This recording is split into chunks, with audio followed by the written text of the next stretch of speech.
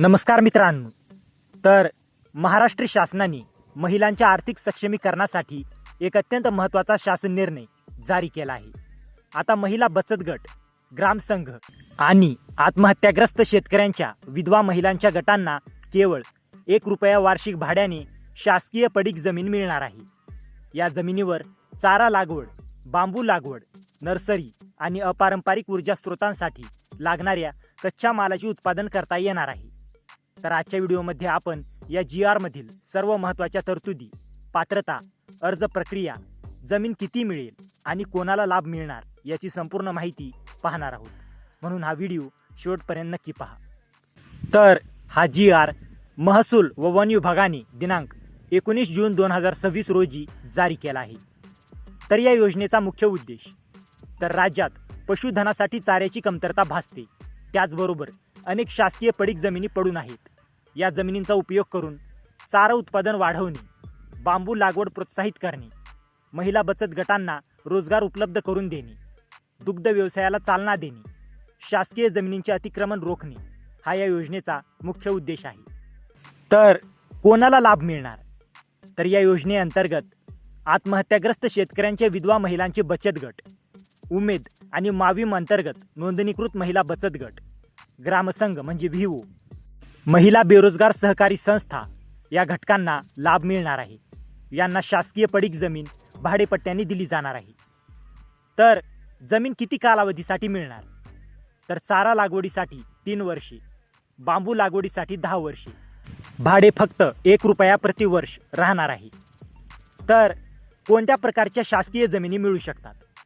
तर या योजनेत शासनाच्या नावावरील कृषी विभागातील जमीन, शासकीय मुलकी पड जमीन, सरकारी आखरी पड जमीन, प्रकल्पासाठी संपादित पण सध्या पडून असलेली जमीन, शेती महामंडळाच्या पडीक जमिनी, ग्रामसभेच्या परवानगीनंतर गायरान जमीन आणि विविध विभागांच्या मालकीच्या पडीक जमिनी अशा प्रकारच्या शासकीय पडीक जमिनी समाविष्ट आहेत.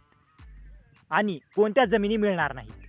तर गाळपेर जमीन, पुनर्वसनासाठी राखीव जमीन, विविध प्रकल्पांसाठी राखीव जमीन या योजनेअंतर्गत देण्यात येणार नाहीत. नंतर पात्रतेचे निकष. तर महिला बचत गटासाठी उमेद अंतर्गत नोंदणीकृत असणे आवश्यक. बचत गटाची नोंदणी किमान 3 वर्षे जुनी असावी. बँक खाते किमान 1 वर्ष सक्रिय असावे. वार्षिक उलाढाल किमान ₹50,000 असावी. पशुपालन किंवा शेतीचा अनुभव असल्यास प्राधान्य. तर किती जमीन मिळणार? तर महिला बचत गट आणि महिला सहकारी संस्था यांना 1 हेक्टर, 20 सदस्य असल्यास 2 हेक्टर आणि ग्रामसंघ 5 हेक्टरपर्यंत जमीन मिळू शकते. तर निवड प्रक्रिया कशी असेल? शासकीय जमीन उपलब्ध असल्याची जाहिरात प्रसिद्ध केली जाईल. इच्छुक महिला बचत गटांकडून अर्ज मागवले जातील. अर्जांची छाननी केली जाईल. पात्र अर्जदारांची यादी तयार केली जाईल. संबंधित गावातील अर्जदारांना प्राधान्य दिले जाईल आणि तहसीलदारांमार्फत त्रिपक्षीय भाडे करार केला जाईल. तर महत्त्वाच्या अटी. तर या जमिनीवर फक्त चारा, बांबू, नर्सरी किंवा अपारंपरिक ऊर्जा स्रोतांसाठी आवश्यक कच्चा माल उत्पादन करता येईल. कायमस्वरूपी बांधकाम करता येणार नाही. जमीन इतरांना पोट भाड्याने देता येणार नाही. जमीन गहाण ठेवता येणार नाही. उत्पादनातून मिळणारे उत्पन्न पूर्णपणे लाभार्थी गटाचे असेल आणि चारा उत्पादनाला स्थानिक शेतकऱ्यांना प्रथम प्राधान्य द्यावे लागेल. नंतर अर्ज व अंमलबजावणी वेळापत्रक पाहूया. तर जून अखेर अर्ज मागविणे, जुलै अखेर पात्र गटांची निवड, ऑगस्ट अखेर जमीन हस्तांतरण, ऑक्टोबर अखेर जमीन लागवडीसाठी तयार करणे आणि डिसेंबर पहिला आठवडा चारा आणि बांबू लागवड सुरू. तर मित्रांनो, महिलांना स्वावलंबी बनवण्यासाठी आणि पशुधनासाठी चाऱ्याची उपलब्धता वाढवण्यासाठी महाराष्ट्र शासनाची ही एक अत्यंत महत्त्वाची योजना आहे.